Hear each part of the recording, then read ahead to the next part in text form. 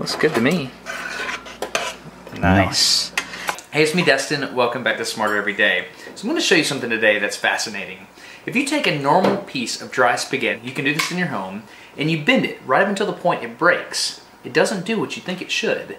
It doesn't break into two pieces, it breaks into three. It happens almost every time. You see that? That broke out of the middle. Today on Smarter Every Day, we're going to wait till the kids finish their dinner, and then we're going to break out the Phantom V1610 and record this at 250,000 frames per second. And we're going to unravel the secret of why spaghetti shatters the way it does. You're getting smarter every day. If you haven't already run to the kitchen, do that now. Grab spaghetti and goggle up, because science is about to happen. One at a time, grab a noodle on both ends and bend it until it breaks. You'll notice that the majority of the noodles break into more than two pieces. Now, you might not think this is a big deal, but it's a really big deal.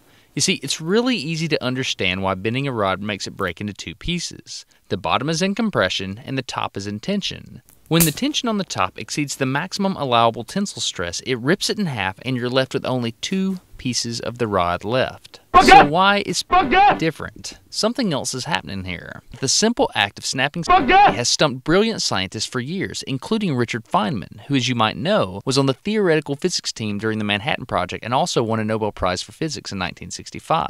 Everyone accepts that Richard Feynman was a genius, so it's no surprise that his theory about why spaghetti snaps into multiple pieces makes a lot of sense. If you tried it by now yourself, you know that when you snap it, you feel this little vibration in your fingers. He thought that this vibration, if it was significant enough, could excite the remaining spaghetti sufficiently so that it would cause a secondary fracture on down the rod.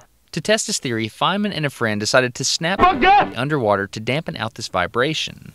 They were surprised to find out that when they snapped it underwater, it still seemed to break into multiple pieces. So here we are. If a smart dude like Richard Feynman can't figure this out, what chance do we have? I looked all over the internet, and the fastest research imagery I could find was 4,000 frames per second. So in order to further science, we're going to start out at least 18,000 frames per second, which surely should tell us something, right?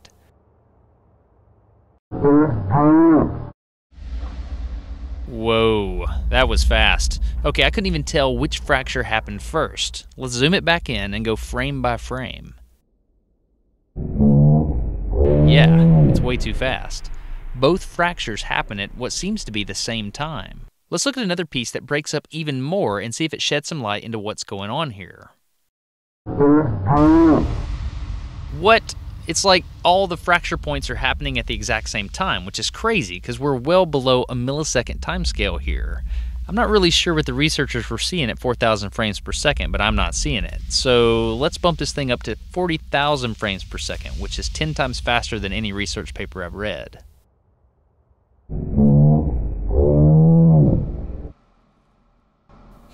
Okay, so we're starting to learn something. I can at least tell that the right side broke first, but both still seem to be happening within 100 microseconds of each other, which is really, really fast. Also, let's start to watch the rotation direction of the broken pieces. Let's watch another one and see if vibration has anything to do with that second fracture.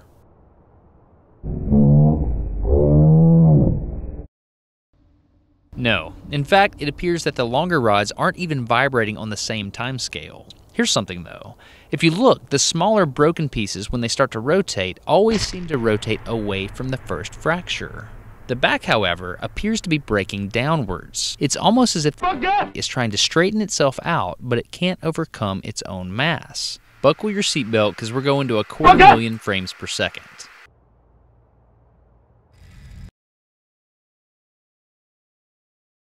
Man, we had to go way faster than I thought we would to get this answer, but there it is. I mean, it's not vibration. It's the curvature of the spaghetti as it straightens out. Think about it this way. The entire rod is under torque, right? Because of this torque, it bends in a curve. And when a break occurs, the side near the break is now free from torque. But there's still this counter torque built up in the rod. So it starts to straighten itself out from left to right, rotating up and straightening out along the way. Because the on the left is already straightened out and the on the right is still curved, the point where they meet is now even more curved, which causes the to bend beyond the minimum failure radius. This results in a fracture. It's like one side doesn't get the message fast enough. If the whole rod were to release at one time, it'd be fine, but it doesn't. It breaks itself apart along the way. Every time you have a new break, the process starts all over again. This physical phenomenon is called a cascading fracture. So there you go. The secret of snapping spaghetti is not just a party trick. The next time you boil spaghetti, be careful, because you are about to explore the very edge of scientific knowledge. I hope this video earned your subscription. If not, just enjoy this confused spaghetti. Thanks.